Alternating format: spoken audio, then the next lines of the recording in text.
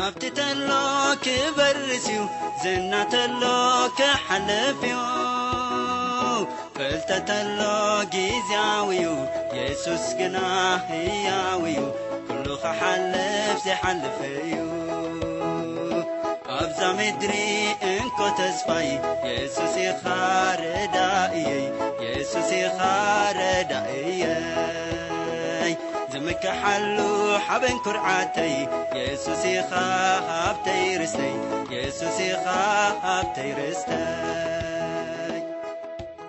ጸጋ ጎይታና መድኃኒና ኢየሱስ ክርስቶስ ፍቅሪ አምላኽን ሕብረት መንፈስ ቅዱስን ምስ ኩልኻትኩም ይኹን ኣብ ተፈላለየ ቦታን ኩነታትን ኮንኩም ረድዮ ሃልዋት ኣብ መስማዕ ትርከቡ ኣዝና ነፍቅረኩም ሰማዕትና ስጋብ ሕጂ ብትረኻ መልክዕ ሰማዕታት ኮታኮምቤ ክንሪኦ ፀኒሕና ኣብ ዩቱብ ማለት እዩ ጅድማኒ ምስ ገለ ኣሕዋት እቲ ዝነበረ ናይ ሰማዕታት ኮታኮምቤ እታ መፅሓፍ ወይ ድማ ኣብ ኮታኮምቤ ዝነበሩ ኣመንቲ ከመይ ከም ዝሓለፉ ንሶም ካብቲ መፅሓፍ ወይ ካብቲ ረኻ እንታይ ከም ተጠቐሙን ምስ ገለ ኣሕዋት ግዜ ከንሕልፍ ኢና ናብኦም ከብለኩም ስመይ ኬብሮን የማነ ይበሃል ካብ ሰማዕቲ ካታኮምቦ ዝተማሃርክዎ ሓደ ነገሪ ኣብቲ እዋንቲ እቲ ዓበይቲ ተባሂሉ ዝፍለጥ ዝነበረ እቲ ዝነብሮ ቦታ ሰለስተ በዓቲ ይነሩ ኣብቲ እዋንቲ እቲ በዓቲ ኣብ ውሽጢ ኣትዩ ማርሲሉስ ካብቲ ዝረኣዮ እንታይ ይነሩ ኣዝዩ ሙቆት ኣብ ዝነበሮ እንደገና ከዓ እቲ መቃብር ናይ ቅዱሳን ከዓ ኣብኡ ይነሩ ኣዝዩ ኣዳናጋርን ሰብ ኣትዩ ክወፁ ዘይክእል ብዙሕ ዓይነት ሕልኽልኽ ዝነበረ ኣብ ከምዛ ዓይነት ኮይኖም እዮም ንጎይታ ዘምልኽዎን ዘኽብርዎን ዝነበሩ ማለት እዩ ኣብ ሰማዕቲ ካታኮምቦ ኣቶም ኣብኡ ዝነበሩ ቅዱሳን ካብቲ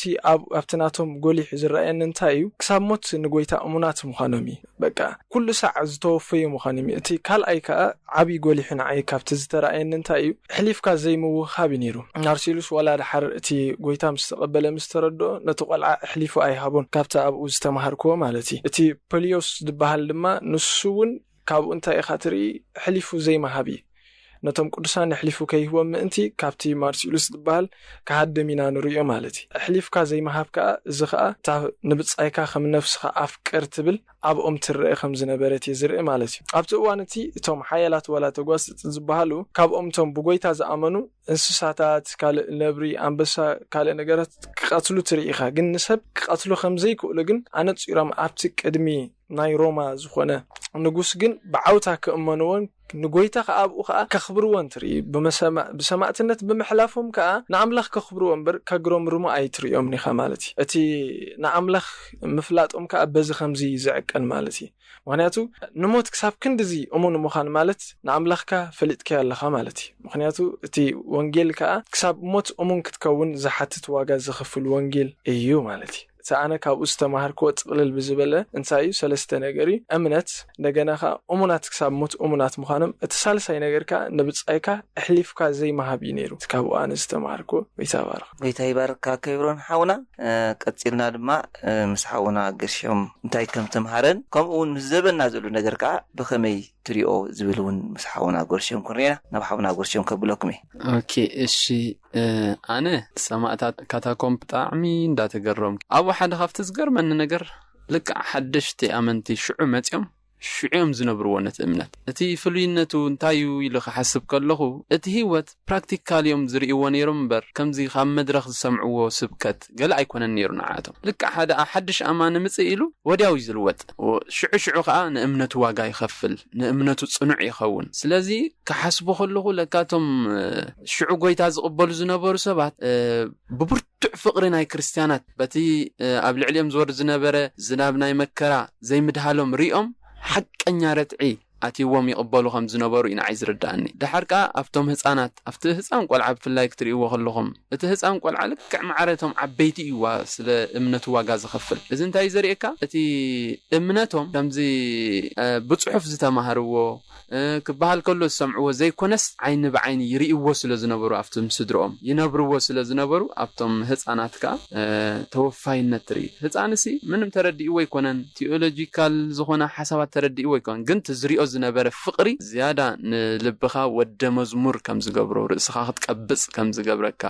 ተረዲእ ኣነ ምስ ናይ ዘመንና ክነራኣዮ ከለና ከምቲ ኣብቲ ሽዑ ግዜ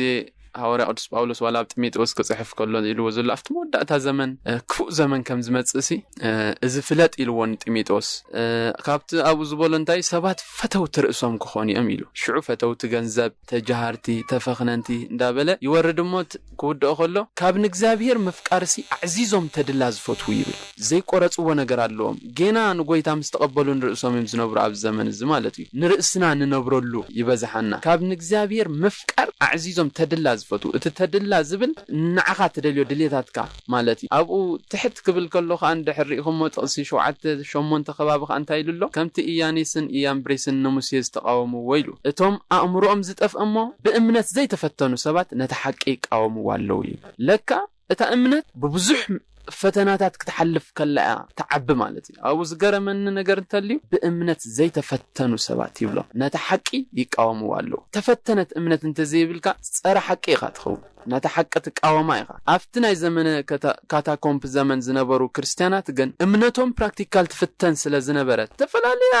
بقى نفس وقف دقائق سي نهيوتهم زفتن كونتات يموصم سلا زنبره اتامنتهم قلطيفا تعبنيرا قلطيفا تعبمو قلطيفهم لبهم يلوط فقر املاح اباتهم قلطيفو يغهد مالتي انا مزناي زمننا خراي خلخو اتفتوت راسي اتي تعبيت زبل اتنرس خامنبار اتتدلا مفتاو زبل كابي يمصيو الى حسب كلخو امنتنا زفتنا ነገር ወል حد ስለዚህ ካብ ብዝሕና ጽነት ቤተ ክርስቲያን ምስ ዓለም ሰላም እንተዳ ኮይና ዝፍትና ነገር እንድሕር ዘይለ ካብ አዝፈልያ ነገር እንድሕር ዘይለ ኮይኑ እምነትካ አይፍተንን ሽዑሰብ ንገዝ ንእምነቱ በተቃል ሐቅ ገይሩ ክፍትና አበይ ኩነታት ከም ዘሎ ክፈልጥ በሐቅ ዱን እግዚአብሔር ዝነብር ዘሎ ክፈልጥ ዝጽገም ኮይኑ ይስማዓኒ ብርግጽ ከአኹም እዩ ስለዚህ ዛብ ዘመን ዝዝርኦ ዘሎ ስጋው ዝኾነ ናብራ እምነትና ዝፍትን ነገር ስለዘየለዩ ኢለይ ሐሰብ እግዚአብሔር ይባረክኩም ሐውና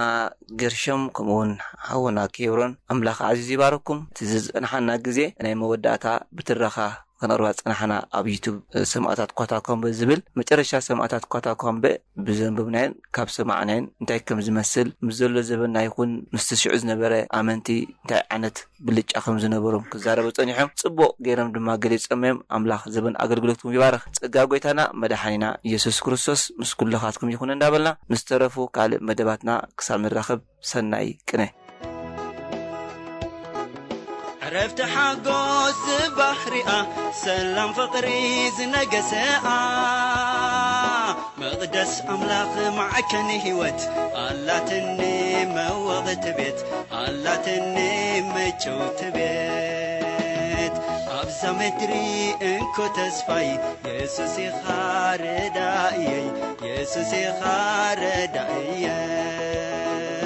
زمك حلو حبن كرعاتي يسوسي خابتي رستي يسوسي خابتي رستي